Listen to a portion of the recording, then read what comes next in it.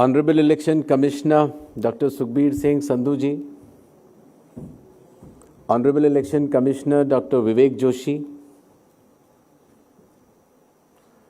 Secretary General of International IDEA Dr. Kevin Kansas, Director General of IIIDM Mr. Rakesh Verma, heads of electoral commissions and election management bodies from across the world, excellencies from missions in India, chief electoral officers from various states and union territories of India, distinguished delegates from Indian Institute of Technologies, Indian Institute of Management, National Law Universities, Universities of India, legal experts, media experts, ladies and gentlemen, today I stand before you to inaugurate this 3-day international conference, which is being held in New Delhi. First of all, let me welcome our international delegates, and I hope that our team has been able to take care of you all well and you all are comfortable. India, as we say, is the mother of democracy. When we met each other outside this hall, at the backdrop, you could see the stupa and the pillar of Ashoka, popularly known as where democracy began. It is 600 BC, before the current era. If you would have noticed, at the backdrop itself was a hymn in Sanskrit of Atharva Veda, which is again a millennium before the current era, which talks about village samitis and committees. The backdrop of this conference also talks about Koduvalai, which was a system of voting. And as mentioned in Tamil sculptures, which is 1000 after the current era. All these pointers bring all of us together, not only to celebrate the democracy, but also to understand the future path, the challenges, the expectations of the electors, and how to make this process much, much more smoother, transparent, free, and fair. I should take you all towards a journey and explain as to how Indian elections become one of the largest exercise on planet year after year in terms of logistics, numbers, and transparency. The last year Lok Sabha elections, more than 1 billion voters, more than 640 million exercised their franchising, more than 1 million polling stations,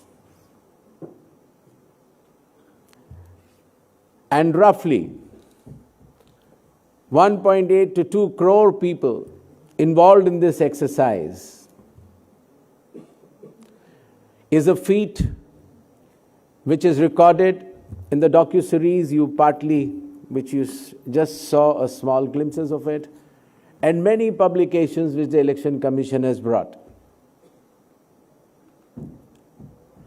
Each booth polling booth in India roughly has around 970 electors, roughly 300 houses. And the responsibility of the electors and ensuring that all the eligible electors are included in the electoral roll is vested with a booth level officer.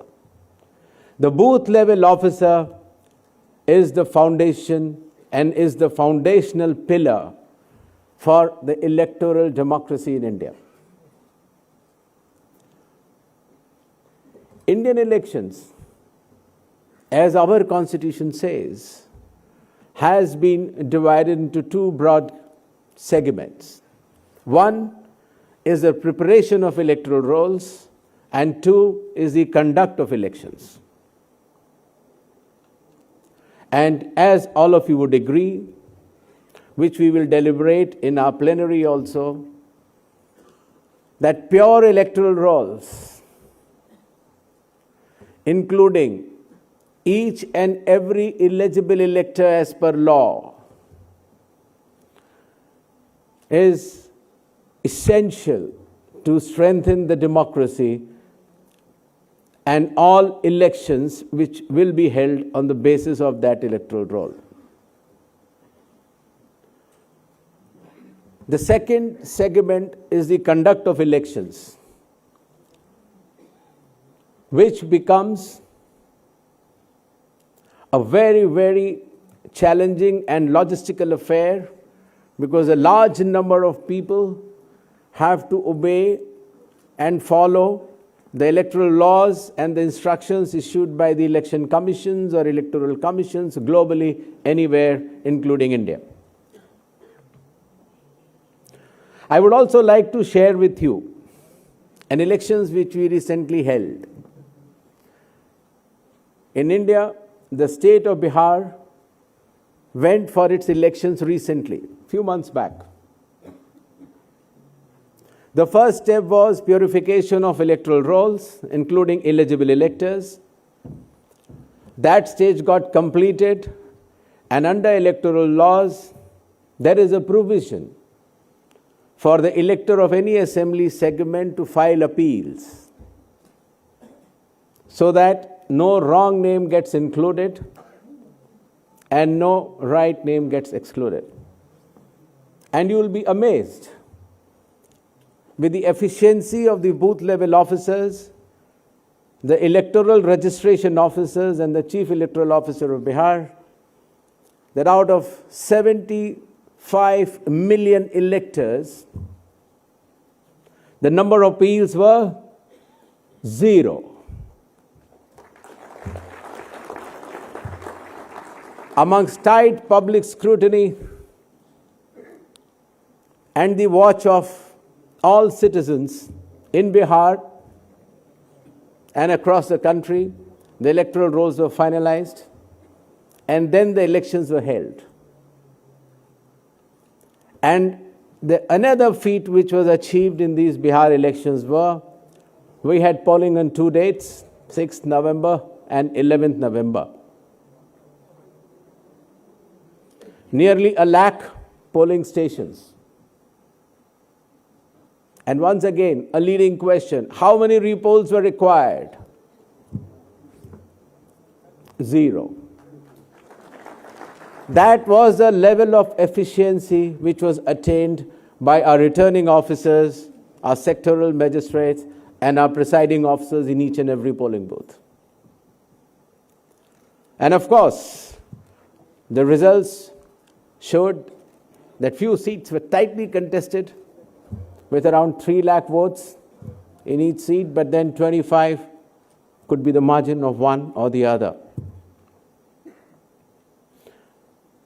I mentioned these Bihar elections to you because to give you a feel that the level of contestation and precision required by the electoral management bodies, not only in India, but globally, would have to meet these expectations. During this 3-day conference, which has been carefully designed by Mr. Rakesh in IIIDM and Mr. Kevin from International IDEA, The entire electoral process has been segmented into 36 verticals, along with 7 global themes. And each of these 36 verticals being convened by 36 chief electoral officers of India